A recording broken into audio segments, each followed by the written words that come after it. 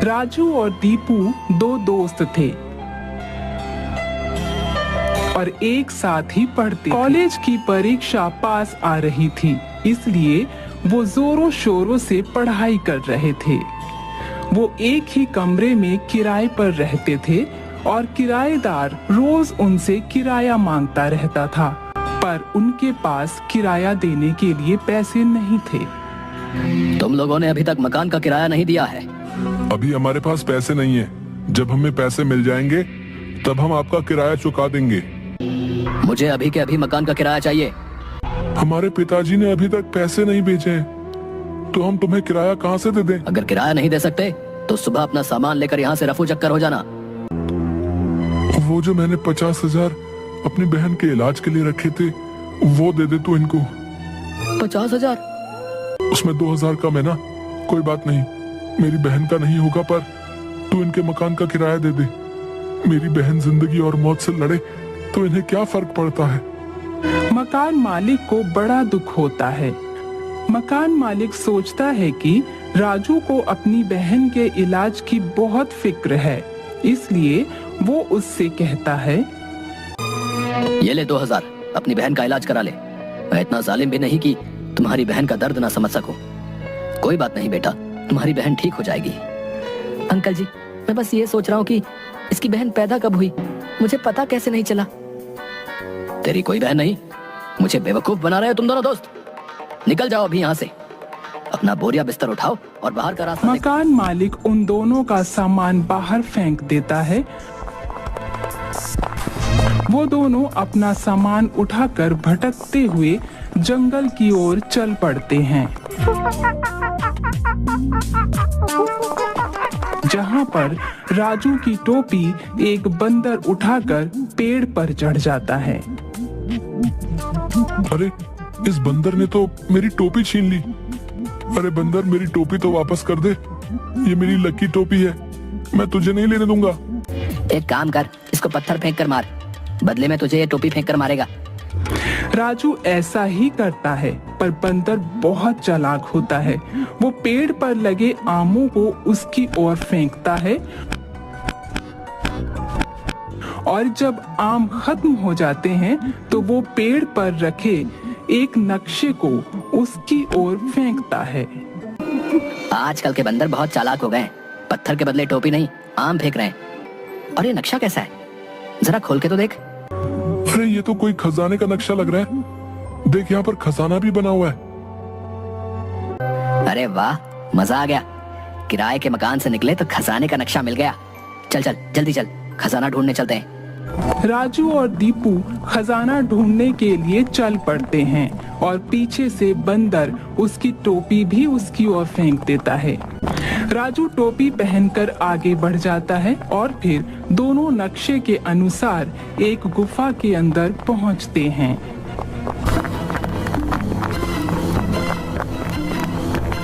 नक्शे में तो यही गुफा लग रही है। अंदर चलकर देखते हैं कि ये रास्ता कहाँ पर जाता है। तुम्हें अगर मेरे अंदर आना है तो उसके लिए एक काम करना होगा। और वो क्या काम है? इस दरवाजे पर जो ताला लगा हुआ है, उसकी चाबी जंगल के एक तालाब में है। वहां से तुम्हें वो चाबी लानी होगी और इस ताले में लगानी होगी। और वो कोई मामूली तालाब नहीं है, उसमें बहुत सारे मगरमच्छ रहते हैं जो बहुत ही भूखे हैं।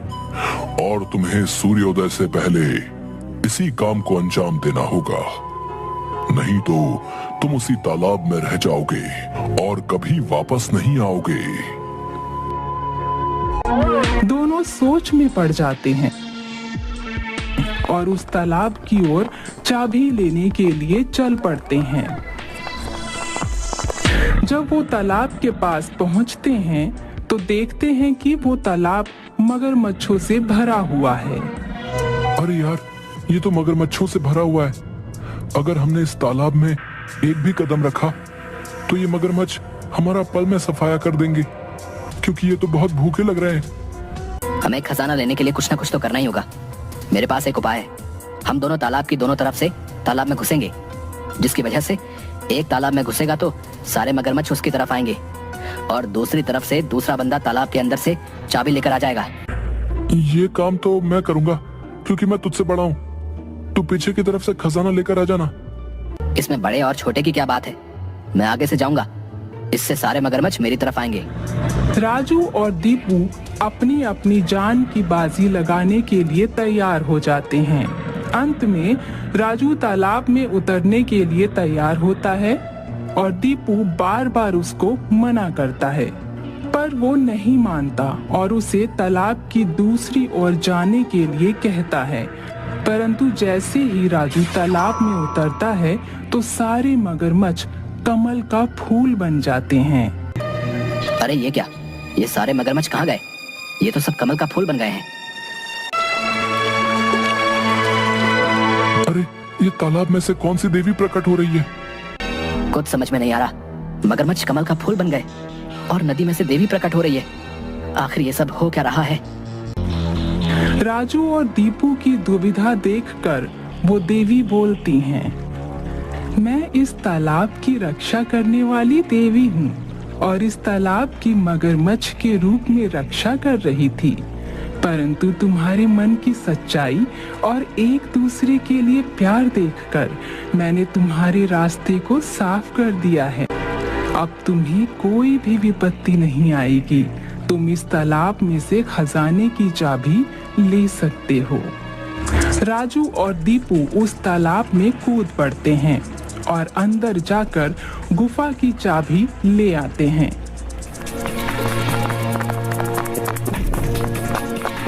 और गुफा के पास जाकर दरवाजा खोल देते हैं। राजू और दीपू जैसे ही गुफा के अंदर जाते हैं तो उसमें से चमगादड़ों का एक झुंड उड़ता हुआ आता है और दीपू को उठा लेता है। अरे बेवकूफ हो क्या? इसको क्यों उठा कर ले जा रहे हो? इसको तो यहीं पर छोड़ जाओ। मैं तुम्हारे दोस्तों को छोड़ दूंगी अगर तुम इस छोटी गुफा का दरवाजा खोलने में कामयाब हो गए तो। पर वो खुलेगी कैसे? इसकी चाबी यहीं पर है। राजू चारों तरफ चाबी ढूंढता है पर उसको कोई चाबी नहीं मिलती। थक कर वो एक पुतले पर हाथ रखकर बैठ जाता है, जिसकी वजह से वो पुतला घूम जाता है और छोटी गुफा का दरवाजा खुल जाता है। अरे यहाँ पर थी, मैं तो इसकी चाबी ढूंढ रहा था और इस गुफा को तो इस पुतले ने ही खोल दिया। चमगादड़ उसे ऊपर से ही गिरा देती है और वो अपनी कमर सहलाता हुआ उठता है। थोड़ी दूर चलने पर उसका पैर फिसलता है और वो एक गड्ढे में जाकर गिरते हैं। वो गड्ढा एक रहस्यमयी रास्ते की ओर जा रहा था। दोनों उस ओर चल देते हैं। वहां उन्हें एक नदी मिलती है। नक्शे के अनुसार तो हम सही रास्ते पर जा रहे हैं, पर इस नदी को कैसे पार किया जाए? यहाँ पर तो कोई नाव भी नहीं मिलेगी। हमें तैर कर जाना होगा, यही एक रास्ता है, क्योंकि इस नदी को पार किए बिना हम नक्शे के रास्ते को पार नहीं कर सकते। ये देखो, इस नक्शे में भी ऐसा ही लिखा है। राजू और दीपू उस नदी में उतर जाते हैं, पर थोड़ी दूर तैरने के बाद वो एक नदी के अंदर ही एक रास्ते में जाते हैं, जो बड़ा खुफिया रास्ता होता है। हम इधर आ तो गए हैं, पर कहीं ऐसा ना हो कि बाहर लोगों को हमारा पता ही न चले कि हम कहाँ गायब हो गए। यहाँ बहुत ही अजीब अजीब रास्ते हैं। इन अजीबो गरीब रास्तों को पार तो कर लिया जाएगा, परंतु इनसे वापस कैसे आएंगे? अभी जो हमारे लिए जरूरी है वो खजाने की खोज है, इसलिए खजाने की खोज के लिए हमें ये रास्ते तो तय करने ही होंगे। राजू और दीपू आगे बढ़ते जाते हैं। फिर वहाँ उन्हें एक मूर्ति दिखाई देती है। अरे दीपू, उस मूर्ति को देख, वो देख, कितना सारा खजाना लेकर खड़ी है। हाँ, उसके हाथ में बहुत सारा खजाना है, हीरे जवाहरात और इतनी सारी अशरफियाँ। खजाने की तो पूरी की पूरी तिजोरी है इसके हाथ में। परंतु जैसे ही वो खजाने का बक्सा उसके हाथों से उठाते हैं तो पूरी गुफा हिलने लगती है और गुफा के अंदर मोटे मोटे पत्थर गिरने लगते हैं। दीपू भाग, मुझे लगता है हमने ये खजाना उसके हाथ से उठाया, इसी कारण से पूरी जमीन हिलने लगी है और ऊपर से ये मोटे मोटे पत्थर भी गिर रहे हैं। हाँ राजू, जल्दी भाग। राजू और दीपू जैसे जैसे उस गुफा से बाहर निकल जाते हैं और जैसे ही वो बाहर आते हैं तो पूरी गुफा मिट्टी का ढेर बन जाती है। राजू और दीपू खजाना पाकर बहुत खुश होते हैं। अभी तक हम किराए के मकान पर रहते थे, पर अब हमें अपना मकान लेने से कोई नहीं रोक सकता। कितना बड़ा खजाना हमारे हाथ लगा है। सही कहा तूने, इस खजाने से तो हम बहुत अमीर हो जाएंगे। अब हम किराए के मकान में रहेंगे नहीं, बल्कि किराएदारों को रखेंगे। पर हम किसी से हर महीने किराया नहीं वसूलेंगे, क्योंकि हमें पता है कि जब पैसा नहीं होता तो कितना दुख होता है। राजू और दीपू वह सोना बेचकर गाड़ी और एक बंगला खरीदते हैं और अमीर हो जाते हैं। ये बात वो किसी को नहीं बताते और उस खजाने की मदद से वो ऐसे लोगों की मदद करते हैं जिनके पास मकान नहीं होता या जो मकान मालिकों से परेशान होकर इधर उधर भटक रहे होते हैं। वहीं दूसरी ओर उनका मकान मालिक उनके ये ठाट बाट देखकर बहुत जलता है।